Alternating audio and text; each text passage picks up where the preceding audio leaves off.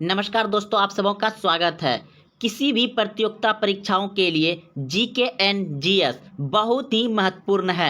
आप कोई भी एग्जाम में बैठेंगे वहां आपको बिल्कुल इसी तरह का जीके एंड जीएस मिलेगा। तो आइए आप प्रश्न को अच्छे से पढ़िए और समझिए, याद रखिए। जैसा कि पहला प्रश्न आप देख रहे हैं, अमेरिका के राष्ट्रपति अधिकतम कितनी बार राष्ट्रपति बन सकते हैं। यानी कि प्रश्न का कहना है कि अमेरिका में जो राष्ट्रपति बनता है वह अधिकतम कितने बार राष्ट्रपति बन सकता है। तो इस प्रश्न का उत्तर आप कमेंट बॉक्स में जरूर दें अगर जान रहे हैं। तो चलिए आइए, इस प्रश्न का उत्तर हो जाएगा आपका ऑप्शन नंबर बी, बिल्कुल सही है। वहां अधिकतम 2 बार बनता है अमेरिका में राष्ट्रपति, और भारत देश में अनगिनत, इसका कोई लिमिट नहीं है। तो आइए अगला प्रश्न देखते हैं। प्रश्न है, वित्त आयोग की स्थापना कौन करता है। वित्त आयोग की स्थापना कौन करता है। तो इस प्रश्न का उत्तर हो जाएगा आपका ऑप्शन नंबर क्या होगा। अगर आप बी सोचे थे तो बिल्कुल सही सोचे थे, राष्ट्रपति। वित्त आयोग की स्थापना कौन करता है, राष्ट्रपति। अगला प्रश्न देखिए, संसद के सदस्यों का वेतन देने का निर्णय कौन लेता है। संसद के सदस्यों का वेतन देने का निर्णय कौन लेता है। तो इस प्रश्न का उत्तर क्या होगा, जल्दी सोचिए। तो इस प्रश्न का उत्तर हो जाएगा ऑप्शन नंबर ए, बिल्कुल सही है, संसद। अगला प्रश्न है, किस अनुसूची में तीनों सूची, संघ सूची, राज्य सूची एवं समवर्ती सूची का वर्णन मिलता है। प्रश्न है, किस अनुसूची में तीनों सूची, संघ सूची, राज्य सूची एवं समवर्ती सूची का वर्णन मिलता है। अगर आप बी सोचे थे तो बिल्कुल सही सोचे थे। तो इस प्रश्न का उत्तर हो जाएगा आपका ऑप्शन नंबर बी, बिल्कुल सही है, सातवीं सूची में तीनों सूची मिलता है, संघ सूची, राज्य सूची एवं समवर्ती सूची, तीनों मिलता है 7वीं में। अगला प्रश्न देखिए। प्रश्न है, भारतीय दलहन अनुसंधान केंद्र कहाँ स्थित है। भारतीय दलहन अनुसंधान केंद्र कहाँ स्थित है। तो इस प्रश्न का उत्तर हो जाएगा आपका ऑप्शन नंबर सी, बिल्कुल सही है, कानपुर में। भारतीय दलहन अनुसंधान केंद्र कहाँ स्थित है, कानपुर में। अगला प्रश्न देखिए, भारत में सबसे अधिक रेशम उत्पादन करने वाला राज्य कौन है। भारत में सबसे अधिक रेशम उत्पादन करने वाला राज्य कौन है। तो इस प्रश्न का उत्तर क्या सोचे आप। अगर डी सोचे तो बहुत अच्छा, कर्नाटक। अगला प्रश्न है, भारत में उगाई जाने वाली अधिकतर कॉफी किस किस्म की है। भारत में उगाई जाने वाली अधिकतर कॉफी किस किस्म की है। तो इस प्रश्न का उत्तर हो जाएगा आपका अराबिका, ऑप्शन नंबर ए बिल्कुल सही है।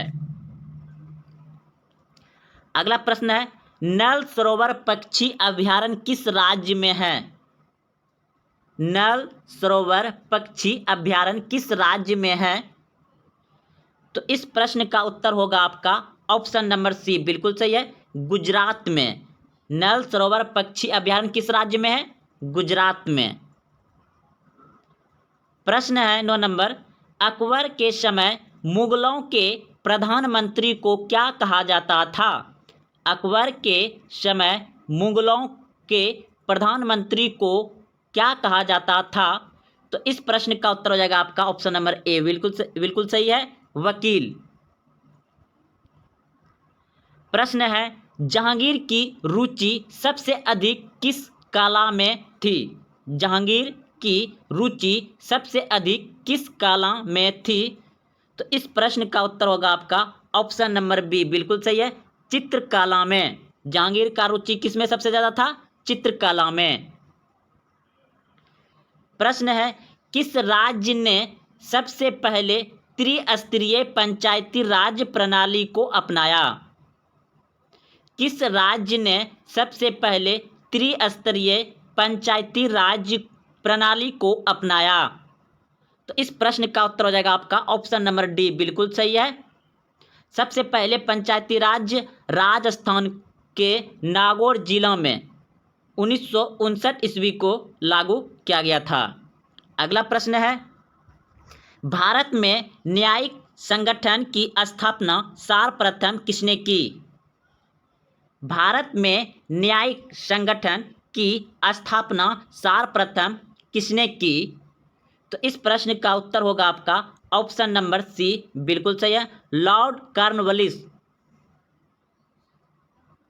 अगला प्रश्न देखिए, रुद्रसागर झील किस राज्य में स्थित है?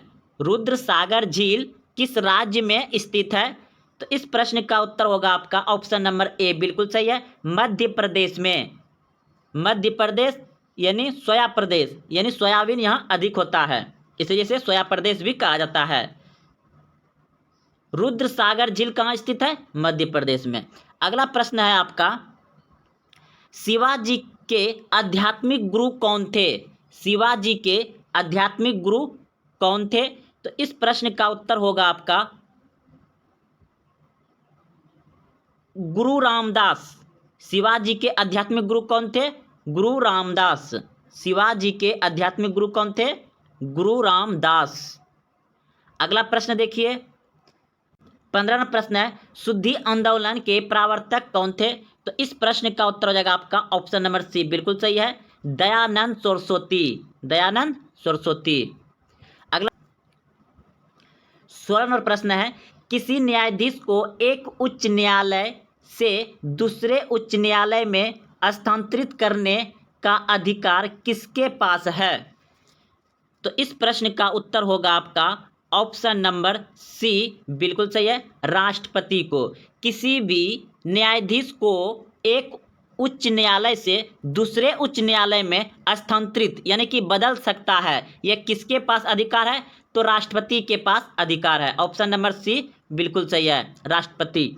अगला प्रश्न है, लघु संविधान किस संविधान संशोधन अधिनियम को कहा जाता है? लघु संविधान किस संविधान संशोधन अधिनियम को कहा जाता है? तो इस प्रश्न का उत्तर होगा आपका ऑप्शन नंबर बी, बिल्कुल सही है, 42वां संविधान संशोधन को लघु संविधान कहा गया है। अगला प्रश्न है, राज्य के विधान परिषद में कितने सदस्य विधानसभा से चुने जाते हैं? राज्य के विधान परिषद में कितने सदस्य विधानसभा से चुने जाते हैं? तो इस प्रश्न का उत्तर होगा आपका ऑप्शन नंबर बी, बिल्कुल सही है, 1/3 सदस्य। राज्य के विधान परिषद में कितने सदस्य विधानसभा से चुने जाते हैं? तो 1/3 सदस्य चुने जाते हैं। अगला प्रश्न है, शिक्षा किस सूची का विषय है? शिक्षा किस सूची का विषय है? तो इस प्रश्न का उत्तर हो जाएगा सामवर्ती सूची का विषय है। शिक्षा कौन सी सूची का विषय है? सामवर्ती सूची का। ऑप्शन नंबर सी बिल्कुल सही है। अगला प्रश्न है, निर्वाचन आयोग में कुल सदस्यों की संख्या कितनी होती है? प्रश्न है, निर्वाचन आयोग में कुल सदस्यों की संख्या कितनी होती है? तो इस प्रश्न का उत्तर हो जाएगा आपका ऑप्शन नंबर ए, बिल्कुल सही है, 3। प्रश्न है, दिनेश गोस्वामी समिति का संबंध किस सुधार से है? दिनेश गोस्वामी समिति का संबंध किस सुधार से है? तो इस प्रश्न का उत्तर हो जाएगा आपका ऑप्शन नंबर बी, बिल्कुल सही है, निर्वाचन सुधार से। अगला प्रश्न है, बाबर किस चीज का बड़ा शौकीन था? बाबर किस चीज का बड़ा शौकीन था? बागों को लगाना यानी कि बाग बगीचे लगाना। तो बाबर किस चीज का बड़ा शौकीन था? ऑप्शन नंबर बी बिल्कुल सही है, बागों को लगाना यानी कि बाग बगीचे लगाना। अगला प्रश्न है, शेरशाह ने कालिंजार पर अपना अंतिम आक्रमण कब किया था? तो इस प्रश्न का उत्तर हो जाएगा ऑप्शन नंबर सी, बिल्कुल सही है, 1545 ईस्वी में। अगला प्रश्न देखिए, मालप्रभा परियोजना किस राज्य में है? मालप्रभा परियोजना किस राज्य में है? तो कर्नाटक में है, ऑप्शन नंबर सी बिल्कुल सही है। मालप्रभा परियोजना किस राज्य में है? कर्नाटक में, ऑप्शन नंबर सी बिल्कुल सही है।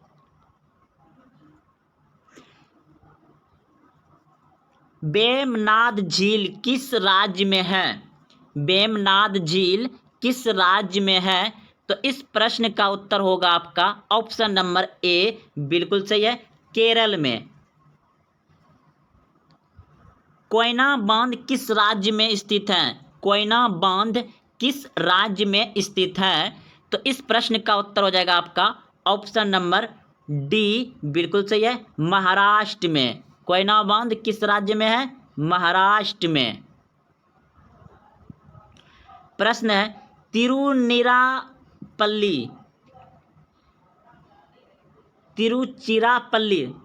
प्रश्न है तिरुचिरापल्ली शहर किस नदी के तट पर स्थित है? तो इस प्रश्न का उत्तर हो जाएगा आपका व्यास नदी पर। तिरुचिरापल्ली एक शहर है और वह शहर किस नदी पर है? तो व्यास नदी पर है, ऑप्शन नंबर डी सही है। अगले प्रश्न की ओर, कबीर किसके समकालीन थे? कबीर किसके समकालीन थे? तो इस प्रश्न का उत्तर हो जाएगा आपका सिकंदर लोधी। कबीर किसके समकालीन थे? सिकंदर लोधी के समकालीन थे। अगला प्रश्न देखिए, प्रश्न है, भक्त कवियों में वह कवि कौन है जिन्होंने मूर्ति पूजा का विरोध नहीं किया? प्रश्न है, भक्त कवियों में वह कवि कौन है जिन्होंने मूर्ति पूजा का विरोध नहीं किया? तो इस प्रश्न का उत्तर हो जाएगा आपका चैतन्य। चैतन्य भक्त कवि थे और उसने मूर्ति पूजा का विरोध नहीं किया था। अगला प्रश्न है, अन्नपूर्ण योजना का शुभ आरंभ कब किया गया? अन्नपूर्ण योजना का शुभ आरंभ कब किया गया? तो इस प्रश्न का उत्तर हो जाएगा आपका ऑप्शन नंबर बी बिल्कुल सही है, 2000 ईस्वी में। अन्नपूर्ण योजना का शुभ आरंभ कब किया गया था? 2000 ईस्वी में। अगला प्रश्न है, किस सुल्तान ने धर्म को राजनीतिक से अलग रखा? किस सुल्तान ने धर्म को राजनीतिक से अलग रखा? तो इस प्रश्न का उत्तर हो जाएगा आपका ऑप्शन नंबर डी बिल्कुल सही है, अलाउद्दीन खिलजी ने। अलाउद्दीन खिलजी ने राजनीतिक से अलग रखा था धर्म को। दिल्ली सल्तनत का पहला अफगाना शासक कौन था? दिल्ली सल्तनत का पहला अफगाना शासक कौन था? तो इस प्रश्न का उत्तर होगा आपका ऑप्शन नंबर डी बिल्कुल सही है, बहलोल लोदी। अगला प्रश्न है, सिकंदर लोधी के मकबरे का निर्माण किसने करवाया था? सिकंदर लोधी के मकबरे का निर्माण किसने करवाया था? तो इस प्रश्न का उत्तर हो जाएगा आपका ऑप्शन नंबर सी बिल्कुल सही है, इब्राहिम लोधी ने। सिकंदर लोधी का मकबरे का निर्माण किसने करवाया था? इब्राहिम लोधी ने। तेनालीराम किसके दरबार में रहते थे? प्रश्न है 34 नंबर, तेनालीराम किसके दरबार में रहते थे? तो इस प्रश्न का उत्तर होगा आपका ऑप्शन नंबर ए बिल्कुल सही है, कृष्णदेव राय के दरबार में रहता था तेनालीराम। अगला प्रश्न है, दक्षिणी ध्रुव का अक्षांश कितना होता है? दक्षिणी ध्रुव का अक्षांश कितना होता है? तो इस प्रश्न का उत्तर हो जाएगा आपका 90 डिग्री। दक्षिणी ध्रुव का अक्षांश कितना होता है? 90 डिग्री, ऑप्शन नंबर सी बिल्कुल सही है। प्रश्न है, टेस्ट क्रिकेट खेलने वाला प्रथम भारतीय कौन है? टेस्ट क्रिकेट खेलने वाला प्रथम भारतीय कौन है? तो इस प्रश्न का उत्तर हो जाएगा आपका K S. Ranjit Singh. K S. Ranjit Singh, option number B बिल्कुल सही है। K S. Ranjit Singh test cricket खेलने वाला प्रथम भारतीय था। प्रश्न है, ओबरा किस लिए प्रसिद्ध है? ओबरा किस लिए प्रसिद्ध है? तो इस प्रश्न का उत्तर हो जाएगा आपका thermal power station. Thermal power station के लिए ओबरा प्रसिद्ध है। प्रश्न है, केंद्र तथा राज्य के संबंध का परीक्षण के लिए किस आयोग का गठन किया गया था? केंद्र तथा राज्य के संबंध का परीक्षण के लिए किस आयोग का गठन किया गया था? तो इस प्रश्न का उत्तर होगा आपका ऑप्शन नंबर डी बिल्कुल सही है, सरकरैया आयोग। सरकरैया आयोग। तो सरकरैया आयोग क्या करता है? केंद्र तथा राज्य के संबंध का परीक्षण के काम करता है। अगला प्रश्न देखिए, लूनी नदी कहाँ गिरती है? लूनी नदी कहाँ गिरती है? तो इस प्रश्न का उत्तर हो जाएगा कच्छ के रन में। लूनी नदी कहाँ गिरती है? कच्छ के रन में, ऑप्शन नंबर सी बिल्कुल सही है। अगला प्रश्न है, शौचालय दिवस कब मनाया जाता है? शौचालय दिवस कब मनाया जाता है? तो इस प्रश्न का उत्तर हो जाएगा आपका ऑप्शन नंबर डी बिल्कुल सही है, 19 दिसंबर को शौचालय दिवस मनाया जाता है। तो दोस्तों ये बहुत ही अच्छे प्रश्न थे। अगर आप यहाँ तक आए हैं तो एक बार और फिर से इसे देख लीजिए ताकि आपको क्वेश्चन याद रहे। आप किसी भी प्रतियोगिता परीक्षा के लिए बैठेंगे वहाँ बिल्कुल इसी तरह का जीके आपको पूछा जाएगा, चाहे आपका SSC, railway, group D, Bihar police, GD, army, नौसेना, कोई भी हो, वहाँ इस तरह का प्रश्न पूछा जाता है। अगर आपको अच्छा लगा तो कमेंट में ज़रूर लिखें कि कैसा लगा आपको, और अपने दोस्तों में शेयर ज़रूर करें। जय हिंद।